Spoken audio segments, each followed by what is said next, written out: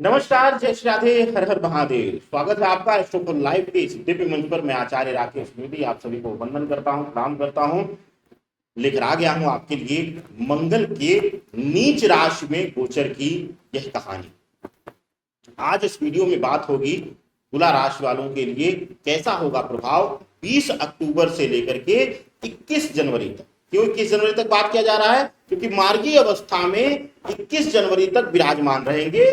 2024 को तो प्रभावित कर ही रहे हैं अंत को, और 2025 में भी नीच का रहेंगे पहले महीने में। इसी पर आधारित होगी हमारी गणना। तुला राशि वालों के लिए कैसा होगा प्रभाव जीवन में हर एक पहलू पर, स्वास्थ्य से लेकर उनके व्यक्तिगत जीवन, वैवाहिक जीवन, उनके भाई बहनों के संबंध, नौकरी, व्यापार, स्वरोजगार और साथ ही साथ कोर्ट कचहरी, वाद विवाद के विषय। सबसे पहले नजर डालते हैं गोचर की। आपके लिए दसम भाव में यानी कि कर्क राशि में गोचर कर रहे हैं। कर्क राशि में गोचर करने से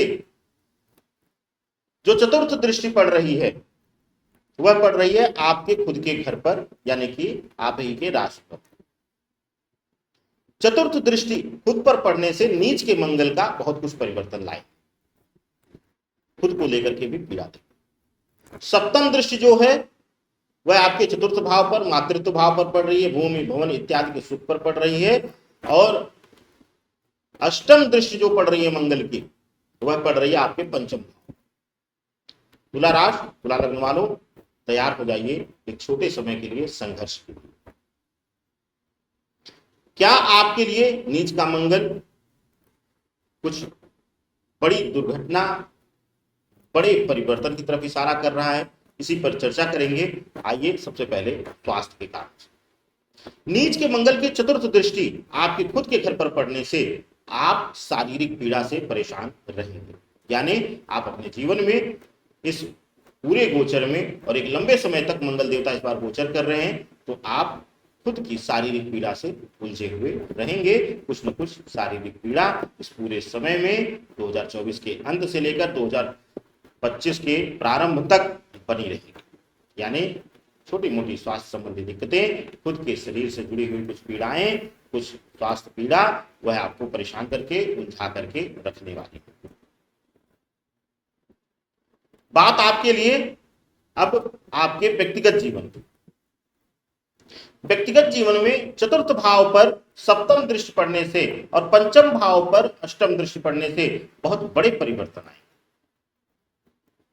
माता पिता के हस्तक्षेप से, स्पेशली माता के हस्तक्षेप से पति पत्नी के रिश्ते प्रभावित होंगे।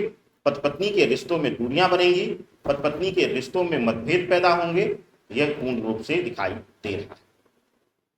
पंचम भाव पर अष्टम दृष्टि पड़ने से संतान संबंधी पीड़ा, संतान को चोट लगना, संतान को स्वास्थ्य पीड़ा होना, संतान को ब्लड लॉस या ब्लड संबंधित कोई बीमारी से आपको पीड़ा मिलना, यह इशारा कर रहे हैं। लेकिन तुला राशि वालों के लिए मंगल के नीच गोचर का एक शुभता में मिल रही है। प्रेम संबंधों में यह प्रबल सुख दे रहे हैं। यानी कि अगर आप प्रेम संबंधों में थे तो अब वैवाहिक संबंधों में जुड़ने का विचार आप करिए, और आपके लोग जो अब तक विरोध में थे वह भी आपके साथ आते हुए नजर आए। बात अब आपके लिए नौकरी के लिए। नौकरी के लिहाज से कैसा होने वाला है यह गोचर? 20 अक्टूबर से लेकर 21 जनवरी 2025 तक नौकरी के लिए आपको संघर्ष करना है। नौकरी के लिए संघर्ष कैसा? नौकरी अच्छी मिल जाएगी, ऑफर अच्छा मिल जाएगा, लेकिन जहां जाएंगे वहां आपके प्रतिद्वंदी या सहयोगी या ईर्ष्यालु भावना रखने वाले लोग आपके खिलाफ षड्यंत्र इत्यादि करते हुए नजर आएंगे, और हर दिन आपको एक मानसिक तनाव मिलेगा। तुला राशि वालों, आपके लिए नौकरी के लिहाज से देखा जाए तो यह समय परिवर्तन के लिहाज से एकदम उत्तम नहीं। अगर आप सोच रहे हैं कि वर्तमान जगह पे परेशान हो रहे हैं या लोग ज्यादा षड्यंत्र कर रहे हैं, नई जगह पर ज्वाइन कर लें, तो यह सोच आपकी गलत है। नई जगह पर आपके खिलाफ और ज्यादा षड्यंत्र हो सकता है, और आपकी स्थिति परिस्थिति और बुरी हो जाए। तो अभी जहां पर है वहीं पर अपने प्रभाव वृद्धि के लिए निरंतर प्रयास करिए, शुभता लीजिए, यही आपके लिए बेहतर।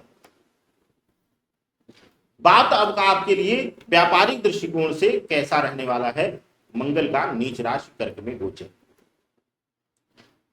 तुला राशि वालों के लिए मंगल का यह गोचर व्यापारिक दृष्टिकोण से अगर देखा जाए तो दसम भाव में बैठ करके यह नीच की स्थिति में रहेंगे और कार्य भाव में नीच की स्थिति रहने से, दृष्टि अपने घर पर देने से व्यापार में समस्याएं आना, व्यापार में जो है आर्थिक दृष्टिकोण से भी दिक्कत आना, आर्थिक कमजोरी का होना और साथ ही साथ कार्यों में कानूनी अड़चन आना, इस तरीके के प्रभाव दिखाई दे रहे हैं। तुला राशि वालों के लिए मंगल का यह जो गोचर है वह व्यापारिक दृष्टिकोण से संयमित रहने का है।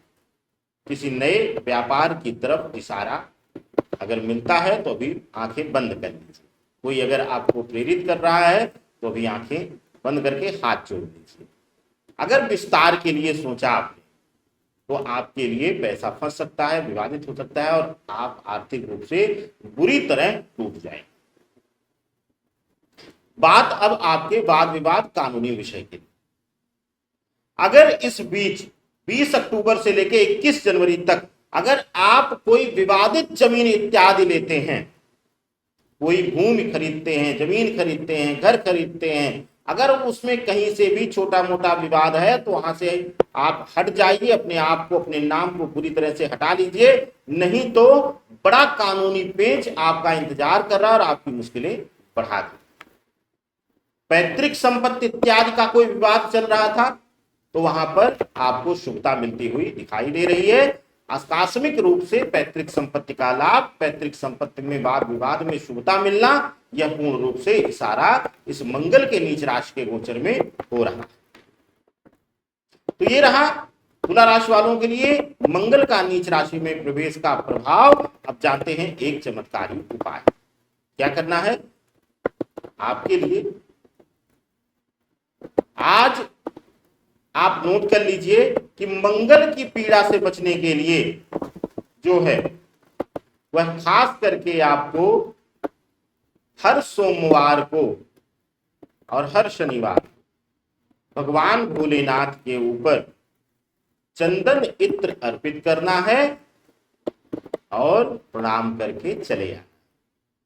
यह छोटी सी क्रिया है, आप जरूर करिएगा, आनंद मिलेगा। हमें दीजिए इजाजत। इस वीडियो में बस इतना ही। आगे अन्य गोचर की और विशेष वीडियो मासिक राशिफल, लव राशिफल देखना ना भूलिए। सादर वंदन। हर हर महादेव, शिव शंभो।